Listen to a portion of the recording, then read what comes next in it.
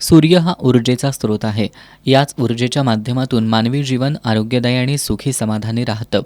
सूर्यनमस्कारामुळे शरीराच्या तंदुरुस्तीसह मन एकाग्र होतं.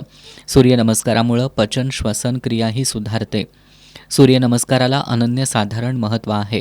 त्यामुळं आज सूर्यनमस्कार दिनाचं औचित्य साधून कोल्हापूर जिल्हा पतंजली योग परिवाराच्या वतीनं आज पहाटे रंकाळा चौपाटी परिसरात 108 ते 333 सूर्यनमस्कार घालण्याचा उपक्रम राबवण्यात आला. योग परिवारातील चंद्रशेखर खापणे, अशोक पालकर, सुरेंद्र सबनीस, डॉक्टर विलास देशमुख, युवराज माने, मीना माने, सुजाता भोसले, स्वप्नील भस्मे, सरिता सासणे, अजित मोरे यांच्यासह 70 साधकांनी सूर्यनमस्कार घातले. सूर्यदूत पुरस्कार प्राप्त झाल्याबद्दल युवराज माने यांचा सत्कार करण्यात आला. सर्व नागरिकांनी सूर्यनमस्कार हा सर्वांग सुंदर व्यायाम करून आपलं आरोग्य समतोल ठेवावं असं आवाहन अशोक पालकर यांनी केलं आहे.